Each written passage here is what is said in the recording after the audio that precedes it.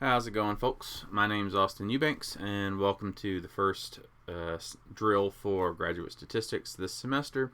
Today's drill's mostly an overview of R, although even if you're familiar with R, there's a few things that we'll talk about that you'll need to know that are specific to this class and how we're going to be operating this semester and this year. Let me start by saying that I'm very receptive to feedback, so at any point across this semester, if there's anything that I can do to facilitate you better understanding what's going on, by all means let me know, and I'd be happy to incorporate anything. The way that these videos are going to be recorded is each week Bill will send me a script and or a list of goals for that week's drill, and from there I may or may not do some modifications on them, and then I'll put together some sort of video that just goes over them.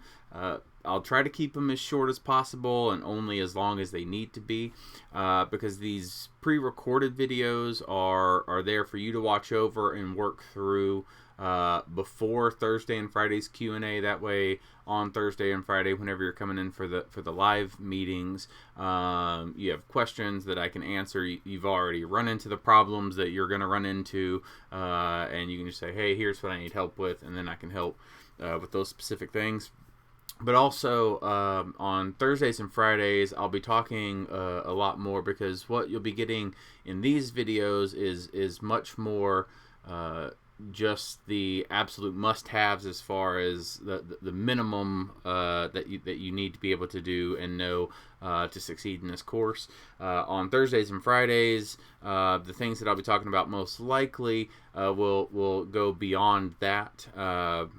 As I mentioned in class on Monday, I've been doing this for a while, and R and statistics, data science-y stuff. This is my passion, and I really enjoy what I do. But I understand that not everybody has my level of enthusiasm. I know some of you will take to this like a duck on water, and this will be really easy. Some people struggle with programming and or the statistics portion of it. But either way, I'm definitely available for more advanced and more in-depth things later on, so feel free to always ask me any sorts of questions that you may have.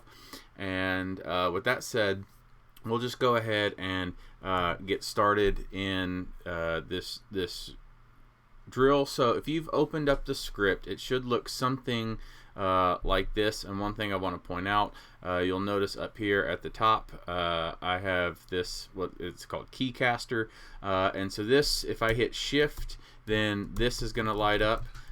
This caret here is the control key. I have a Mac, so then this symbol here is the option key, and then this one is the command key. So I have that up there in case because I will be using keyboard shortcuts, and you should be using keyboard shortcuts as well. And as you work with R more and more, you'll get to figuring out which ones are the ones that you're using a lot. And but it's definitely a good thing. But so in case I do something and you go like, wait, what did you just do? So if I'm like Control C, which that's copy and paste. So I want you to be able to see on screen what I'm doing as far as the shortcuts.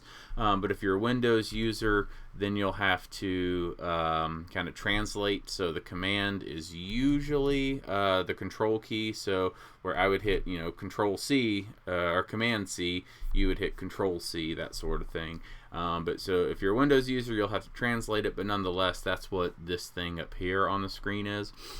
But outside of that, your R, when you open up your script, your RStudio should look something like this. I believe that these two windows will be reversed on yours by default, but we'll talk about how to rearrange these things. And it's likely also different colors and things like that, but we'll get into all of that. So as far as these panes, so this up here is our script. So this is just where we have we can save commands that we're going to rerun over and over and over and over and over. The output is down here in the console, but you can also run individual lines down in the console. So instead of writing something in a script and running it from the script, you can run stuff directly down here in the console. And then in these other panes over here, you have your files, just your folders, and we'll get into what that's all for. When we get into making plots, they'll pop up over here, a packages tab that shows all the different packages that you have installed, and it'll show check marks for which ones are loaded, which right now base is the only one because I haven't loaded anymore. And then viewer you don't have to worry about, and the help we'll talk about here in a little bit as well. Then in this other pane, the environment, that's where all the stuff that you have loaded into R is going to be. So if you create objects, or let's just say that we read in a data frame, we load a CSV file of data and pull it into R and give it some name, it'll appear down here in the environment.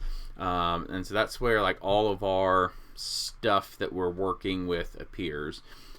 History shows just the history of all the commands that are run, and then the other stuff you also don't need to worry about. This tutorial, there is a thing called Learn R, and you can look into that on your own if you want to. But anyway, if you want to make changes to this stuff, if you go into the preferences of RStudio, there's really only a few things that I'm going to point out for today. One is in the appearance, and that's how you're going to change your coloration here. I personally like the dark backgrounds. Some people prefer light. And so Merbivore is what I use, but you'll notice that there's different colorations. So functions in this particular theme appear in orange, comments appear in purple, character strings appear in orange, and everything else is white. Some other things have different ways of doing that. So that's kind of just a personal preference kind of thing. But even if you come and select Merbivore and go back to your script, you may notice that your functions don't necessarily show up in that different color like they're supposed to, unless you come over here to this Code tab, and under Display, down at this bottom checkbox here is Highlight R Function Calls. Make sure that that is checked, and then that is what will allow the functions to be a different color than everything else. Otherwise, all this would just be white. And this distinguishing colors really makes it a lot easier to read your script and keep track of what's where and things like that. And then the pane layout here, this is where these are switched from the defaults. I believe the default is that the environment history and such is up here in the top right, and plots and files and whatnot is in the bottom right, but I switched that around, just my personal preference. And there's nothing really else that you need to worry about right now. You can look through the options all you want, but not going to really bother discussing anymore. So just some general notes about R.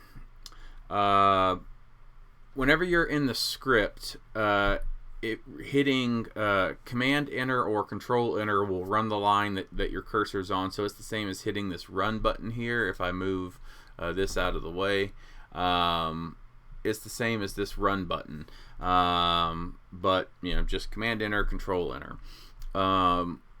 R is case sensitive. It doesn't read spaces. Spaces in R scripts are only there for readability, so it doesn't matter if you have one space between something or 17 spaces between something. It's not going to change how R reads and interprets and works with whatever it is that you're doing.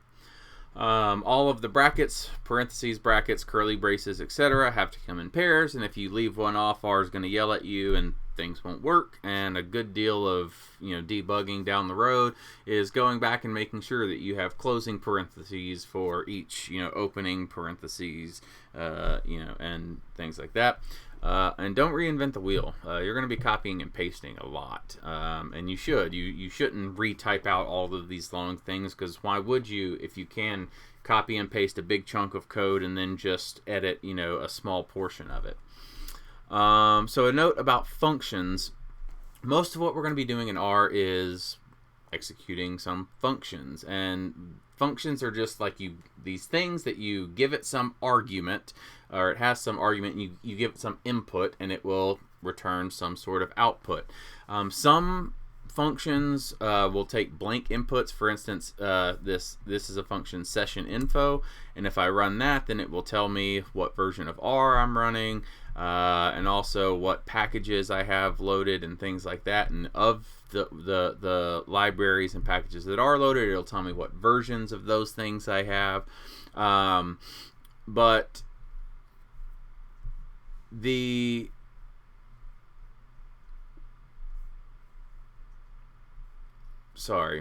important thing to know here is just that never mind, we'll learn about more of that stuff later. Moving on, you've noticed surely that there are all these, you know, pound signs all over the place. What that is anything that comes after one of these hashtags, pound signs, whatever you want to call them, anything that comes after that in a line gets ignored by R. It won't read it. So that's how you write comments, and you need to write comments throughout your scripts. You need to annotate things and comment what it is that you're doing, because inevitably when you go back, you know, 6 months, 2-3 years later, and you're going, wait, what am I doing here with this code? You know, it's just a lot easier when you properly annotate things. If a line ends with 4 dashes or 4 you know, pound signs, it becomes collapsible. So you've noticed perhaps on some of these where I do have you know, these 4 dashes, and this can be helpful for like formatting your homework, because you know, you could have you know, a question here, and here's where you have all your answers, but when you put 4 hashtags or 4 dashes at the ends, it makes that collapsible. So even on these up here, I can go back and collapse all of these down, and so that's just going to make things you know, a little bit cleaner and easier. But then also that gives you an outline, because you'll notice that all of these things that have like my 4 dashes or 4 you know, hashtags, you know, not your Twitter's hashtag, that pops up right here. So it'll give you this outline over here with this button, and then that's going to make it easier to jump around back and forth around your script. So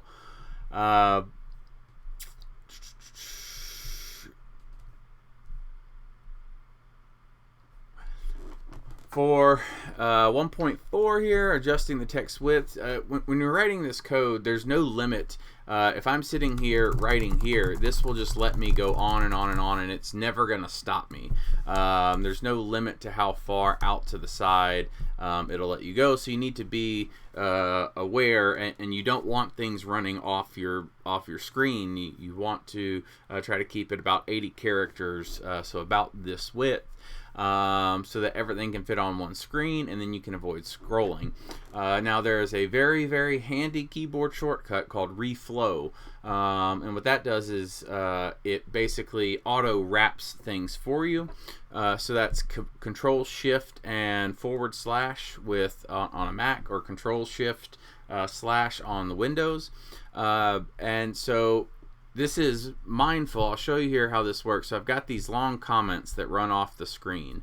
One of the nice things about this is that it's mindful of how things are formatted. So if you notice, this line is indented. It's got 2 pound signs and a space. This one is not indented, but only has 1 pound sign in a space, and this one is not indented and has 1 pound sign and no spaces.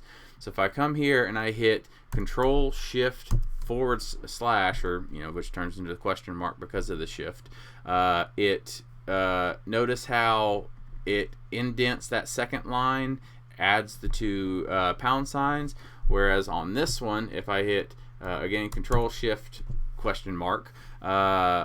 it reflows this, and it did not indent, and gives me £1 and a space. And then this one down here will not give me that space. So basically, however you have it formatted on that first line is how it's going to just reflow it. So go ahead and try to click on those lines and try to reflow those comments. And moving right along. So there are a few different operators that we're going to be using throughout the semester. R can basically be used as a calculator, and Bill even suggested that he uses R, as his calculator on his computer. So again, here just as a reminder, I'll be using Command Enter or Control Enter if you're on Windows to run these lines where my cursor is. So if I just want to say, well, what is 2 plus 6? Well, yep, that's 8. So again, our script up here, but the output is down here in the console. Subtraction, 9 minus 2. Multiplication, 4 times 9. Division. This percent is the modulo operator, which is basically just saying like what's the remainder, once something is divided. And so the 9 divided by 4 is 2 with a remainder of 1. And exponentiation. For square roots, there's not a specific operator character, but you just use it's a square root function, SQRT.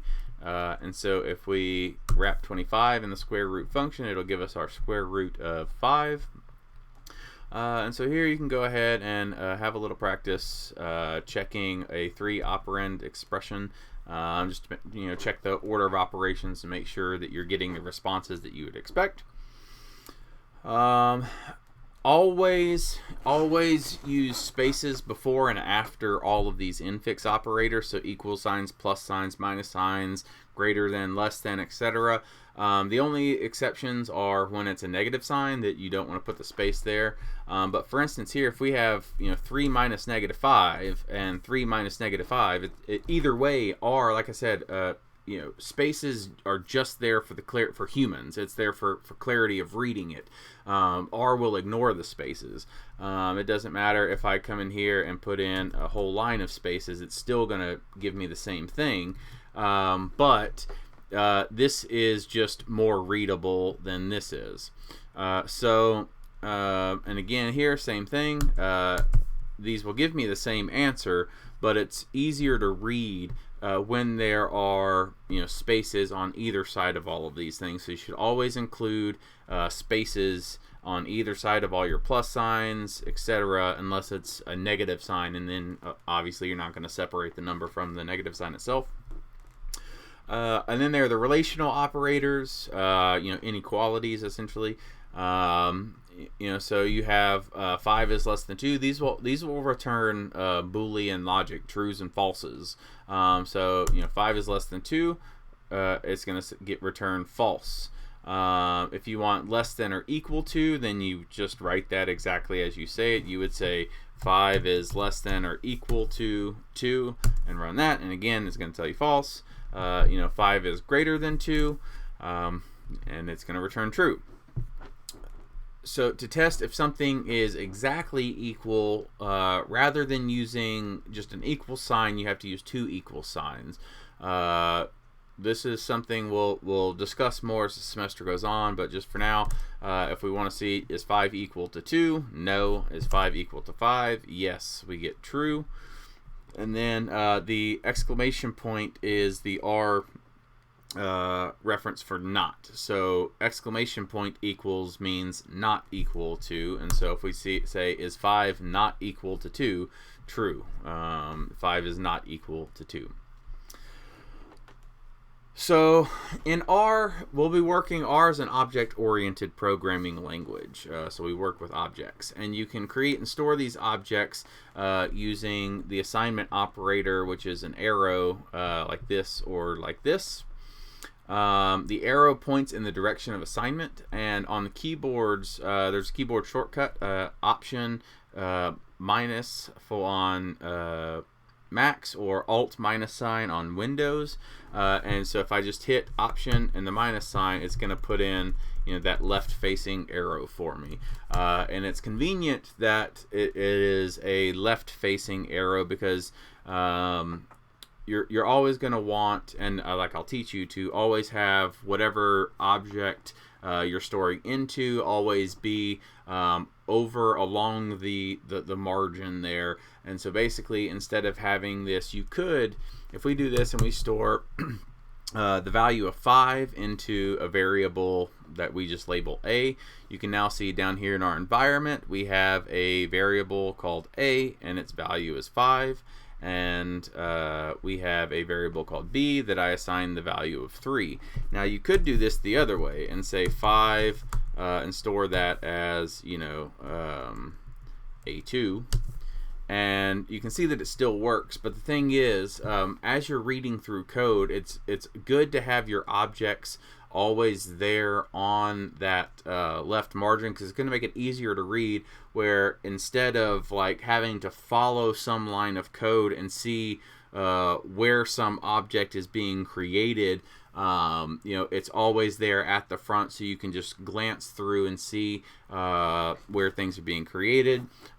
A lot of this will, if it doesn't make sense, it will as we start actually writing decent amounts of our code. But anyway, so like I said, we now have a variable called A, and it has the value of 5, and we can check that by, if we just run A, it will return 5. If we run here on B, it will return the value of 3. So we have these values stored as these variable names. So now we can do arithmetic with these variables and even store that output as new variables. So if we say A plus 2, it's going to tell us 7, because again A is 5, and so add 2 and now we have 7. If we look at A times B, we see that A times B is 15. Then we can check, is B less than or equal to 9? And no, it's not. Sorry, is B greater than or equal to 9? And no, it's not, because it's 5. And so then if we look at, what is A times B, and we'll store that as C. Notice how it didn't return any output here, because we just assigned that value to some new variable. But now if we run C, we'll see that it did give us that value of 15 that it stored when we ran that line. Technically, you can use, and you may see as you're looking for help online and things, people using equal signs as assignment operators. So instead of saying A is 5, they'll say A equals 5. However, I will never not get on to you for doing it that way, and you should never do it that way, ever. Just don't use equal signs for assignment. If you want to, like, you can look into it online and find the debates on it. Well, it's not really much of a debate. It's pretty well settled that most people will agree that you should absolutely always use arrows. For one thing, it's explicit. If you have multiple things, it's hard to know which is being assigned as what. But with an arrow, you always know that, like, oh, this thing is being assigned to C. And then aside from that, there are some instances that using an equal sign can have some weird effects that don't really need to get into. All you need to know is I will absolutely always insist that you 100% use arrows for assignment, and never ever use equal signs. If you find yourself needing help, there's several different things that you can do. One is you can just add a question mark before something. So here's this function ABS, and it's like, well, what is this function? If you throw a question mark in front of it and run it, it will pull up that help panel over here, and it will tell you, like, oh, well, that's the absolute value function. If you put a question mark in front of a function that's from a library that's not loaded. So say that, so here's this function called describe that we'll learn about probably next week. And but it's not in just the regular base R. We'll have to load and install an additional library or package next week that the describe function is in. And so if we haven't loaded that and we put a question mark in front of describe, R is gonna say like, well, I don't know what this is. There's no function currently in the R verse called describe. But if you put 2 question marks in front of it, now it will search for, and you can see where for functions that are called describe, or if just the descriptions have describe in them. So the one that we'll use is from PSYC describe, and so it'll be this one right here. But anyway, so if you're looking for help, throw a question mark in front of it. If nothing returns, throw 2 question marks in front of it, and often you can get help just pulled up that way over here, or of course you can just search for it within that help panel. But beyond that, Google is absolutely going to be your friend, and I will say this 1,000 times. You'll get so sick of hearing me say this that don't feel like you're struggling or not getting it if you're having to Google things to reference things, because even as Bill mentioned when I mentioned Hadley Wickham's R for Data Science book, and Bill made a joke about him being like a deity in the R world, and he really is. And even he talks about like he's constantly Googling things because there's just so much about R that you can't possibly keep it all in memory. Like you'll absolutely commit to memory the things that you're doing a lot and constantly, but you're always going to end up running into new problems, or you'll have to figure out a way to take a different approach to something that's familiar to you, or just some specific argument that you can't remember, like, oh, well, how do I adjust the border color of the legend on this plot? That's not a very common thing that we use, but if you're trying to make a nice publication quality plot, you might want to have that. And so you just go to Google and search like ggplot, legend border color, and you'll be able to find that. And so Google is absolutely your friend. You'll become familiar with Stack Exchange and the like. I would caution against posting questions on some of those, because some of those communities can be kind of ruthless in their replies, especially if you didn't do your due diligence in searching for that question, and God forbid you post a question that's already been asked. But nonetheless, if you just Google things, most of the time you can find the answers to what you need. But there are a lot of different communities for R online, whether it's Stack Overflow, Stack Exchange, whatever. You'll find just Google like message chains, all sorts of stuff. There's lots of help that's out there, so don't be worried about needing to search for things. What's in a name? So as we go through this year, it'll become clear to you why it's really important to have naming conventions and stick to them. And you'll have some flexibility in how you want to name things, but there are some guidelines that you need to follow. I'll make arguments for why I do things my way.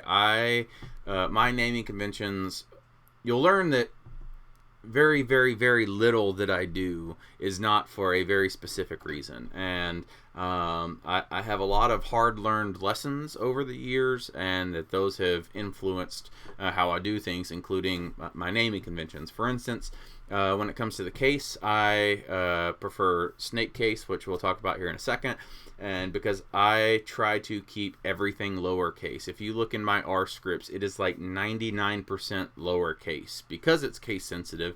And so outside of the functions that I use that I have no control over their case, but as far as the things that I create and the names that I give stuff, like I just use lowercase. That way it's never a problem of oh, well, I capitalized something when I shouldn't have, or I didn't when I should have, and blah, blah, blah. Point is, like, if I just leave everything lowercase, then there's no doubt. There are a few exceptions that are just like intuitively and obviously should be capitalized kind of thing, but it's few and far between. I really try to keep everything lowercase, and then having systematic names, and that can be a big deal in a lot of ways, because it can make it easier to work with when you have systematic names. Because, for instance, you import some data set,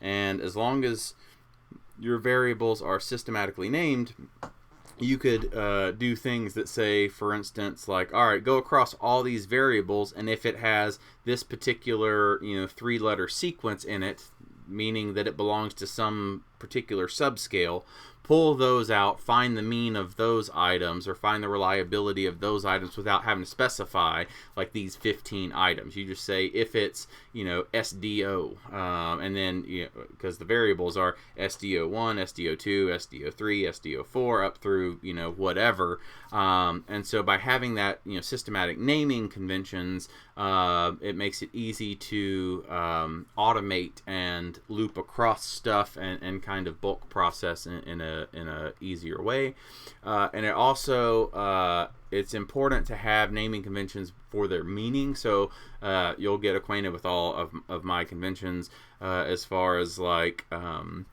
if I have a variable that's labeled something.r, that means that it is a reverse scored item. So as I am building, my survey on the front end or whatever in Qualtrics, I'll name my variables SDO1, SDO2, SDO3.r, SDO4, and then when I pull that data in, I know that, oh, that one that's labeled .r, I need to reverse score that one.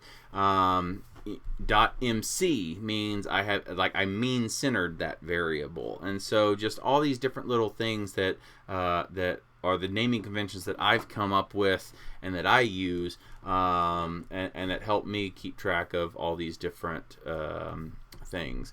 But at a minimum, the guidelines are that your variable name should be meaningful but concise, because you're going to be typing them a lot. And so, if you have a name like log transformed reverse scored anxiety item number 4, like, very meaningful. I know that I have no doubts what that variable is. It is obviously the anxiety item number 4 that has been reverse scored and log transformed.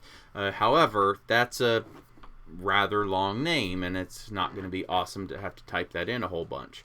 But at the same time, if you name it var1, var2, var3, or variable 1, variable 2, variable 3, that's also not a lot of help.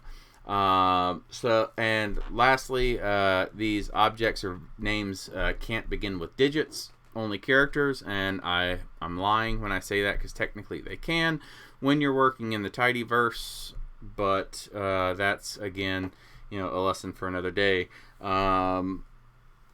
Just don't try to name variables starting with digits. Always start it with letters.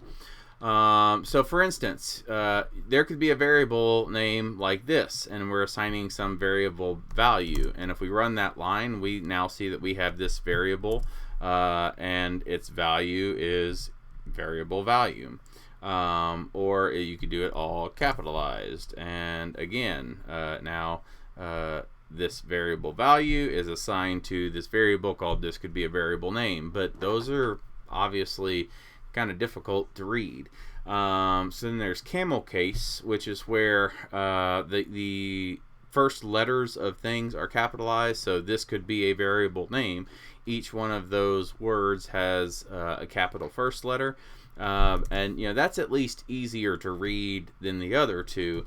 But snake case, I think, is the easiest. And snake case is where you're separating things with periods or underscores. So one of these two options, and I use periods. I prefer periods. I am in the minority here. This is one of the specific things that I kind of push away the what's more popular, the norm, and that's just comes down to efficiency. I hate underscores. You can't type this as quickly as you can type this, just because of having to hit that shift and go up to hit your underscore. It's not as quick as just using those periods, and so I find the periods to be more efficient.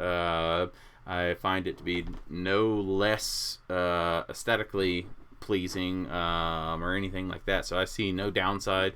I have read some arguments, and there is some that but it's well above our level that it would ever be an actual problem.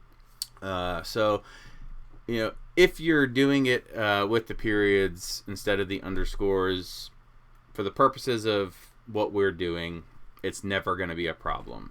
So throughout the semester, this is how you'll see me naming everything that I do, is the snake case separated with periods. So now for practice, go ahead and create a variable. Pick your favorite month and create a variable that is the month's name, and then assign that variable the numeric value of that month, 1 for January, 2 for February, etc., etc.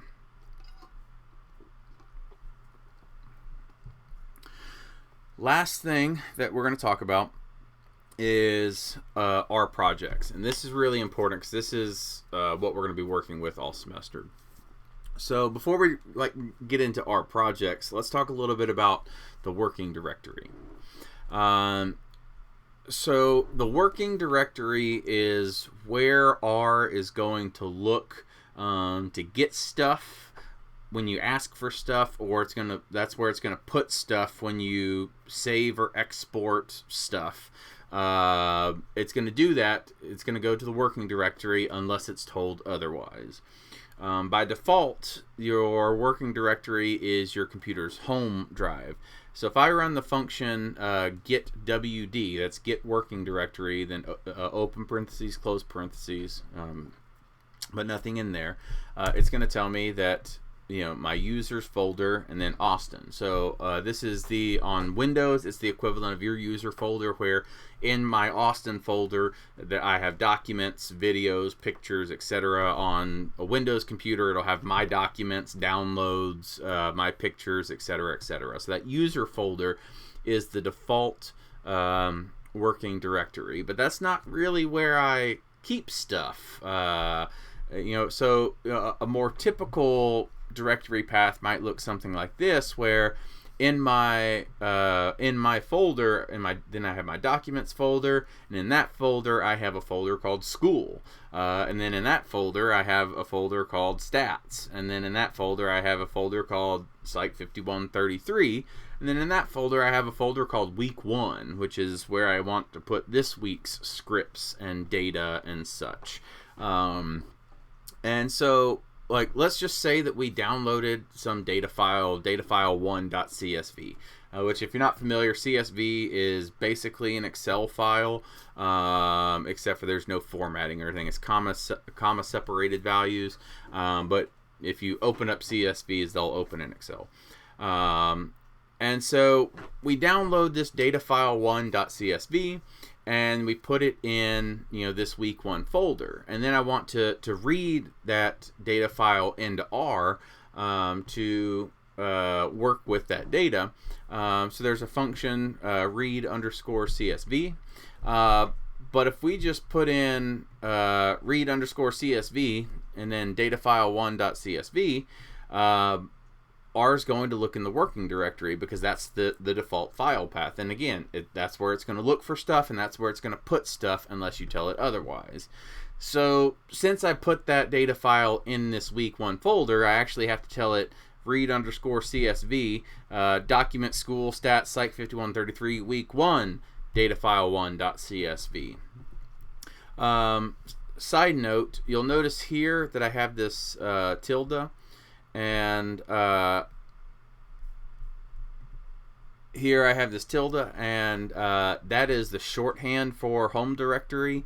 So for instance, if I just did a tilde / desktop, it's going to put things on my desktop.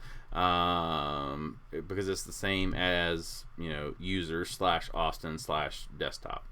But anyway, let's just say that we wanted to export some data, and you know, we created some data, we've worked with some stuff, we have some new different data now, and we want to save that data or export it back into the week 1 folder. We would use write CSV, and so we'd say write CSV and then tell it, you know, homework data, which is this data file that we want to save or export, and then give it the name that we want to name it. And we want to name it new.filename.csv. But again, if we ran that command, that's going to put that data file in my user folder, in the Austin folder, in that working directory, because I didn't tell it otherwise. Instead, if we would have to write _CSV homework data to tell it what data we want to write, and then give it its new file name and file path by telling it document school stats psych 5133 week 1 new file name.csv. So one way you can get around this is by setting your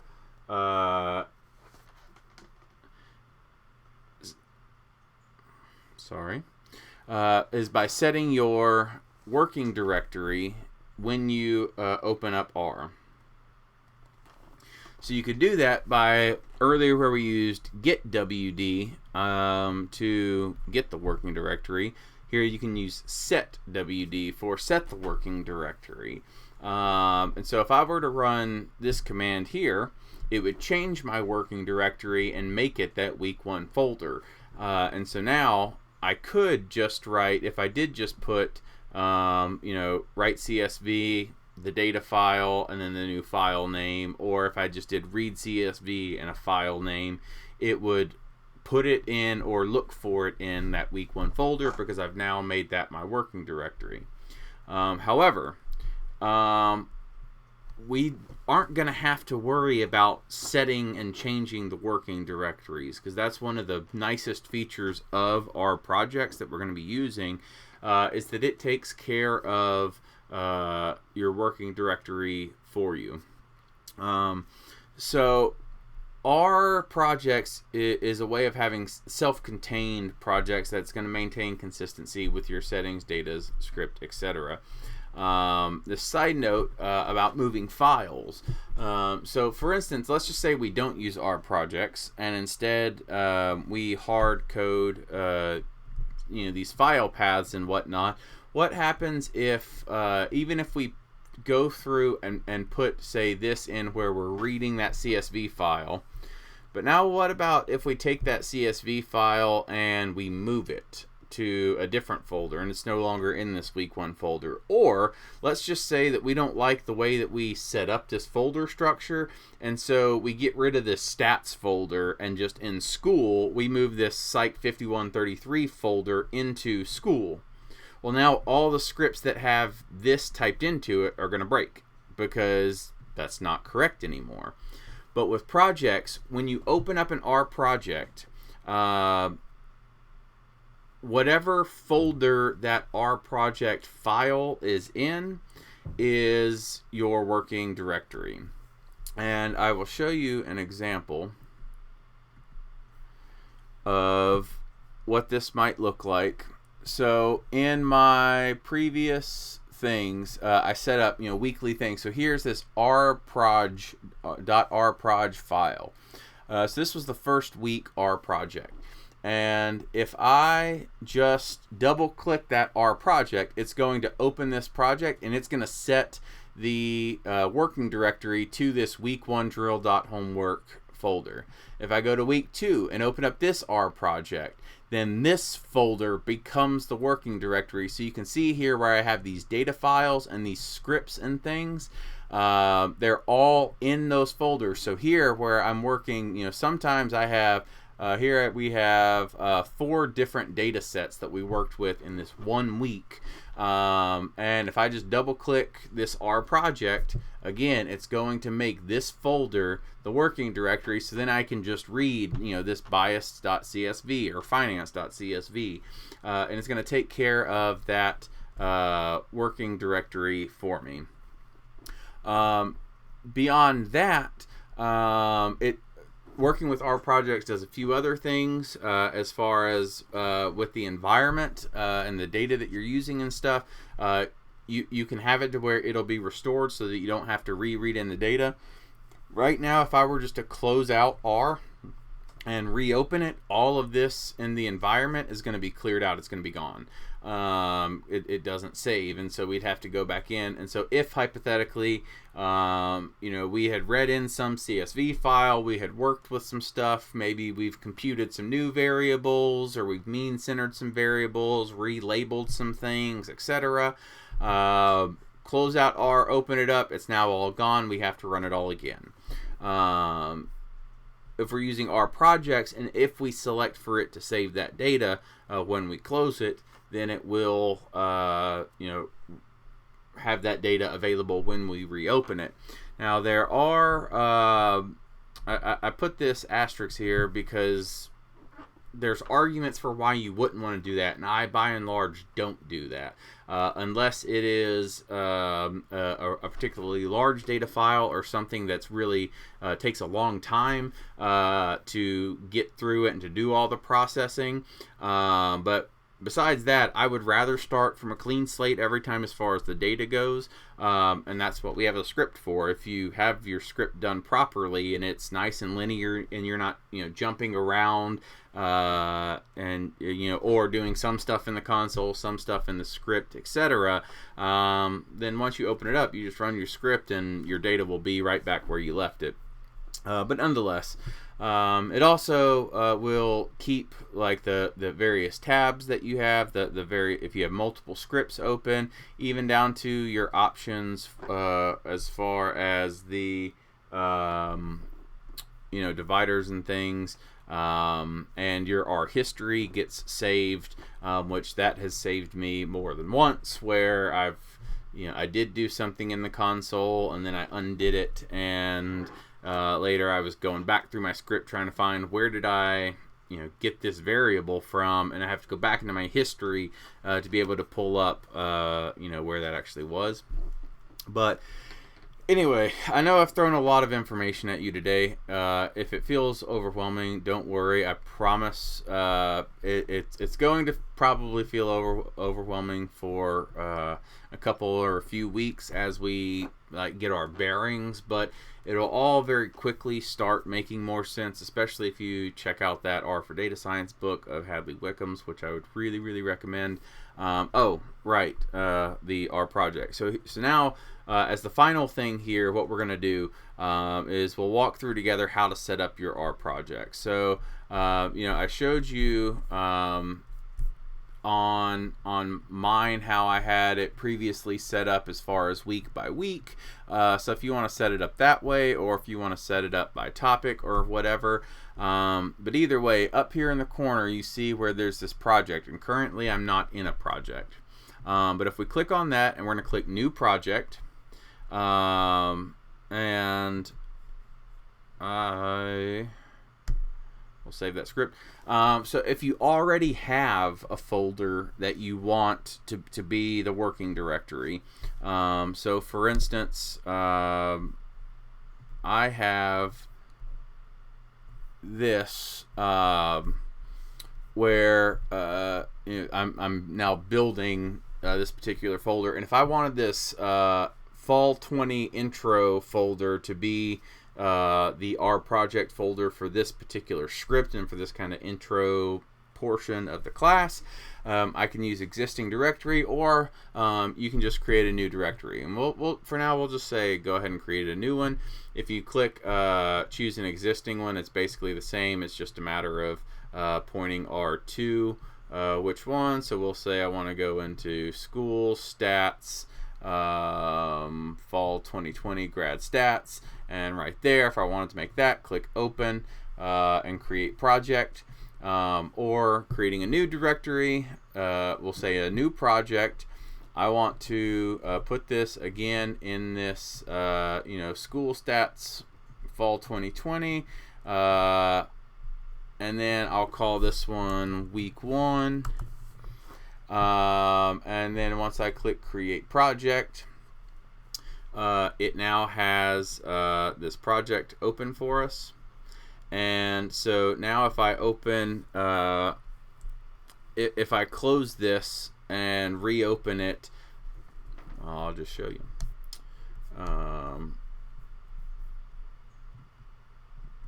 So close out of R, and so here's this week 1 folder that we just created.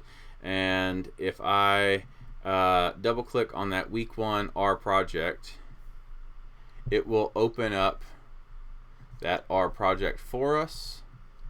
And then you'll notice, if we check our working directory is now that folder that contains this R project file. Beyond that, so if you'll notice that the script isn't yet saved in that working directory, so you can go ahead and click Save As, and then put it into that folder. And now once you open up that, you can just click over here to open up whatever scripts are in that folder. And again, I know that this is going to feel overwhelming for a few weeks, but I'm here to help, so feel free to ask questions. Bring plenty of questions on Thursday and Friday, and we can discuss a lot of things a lot more in depth. I absolutely did not mean for this to run 50 minutes, but here we are. So that said, I will hopefully see and hear from all of you either Thursday or Friday, and I'll go ahead and wrap up this video now.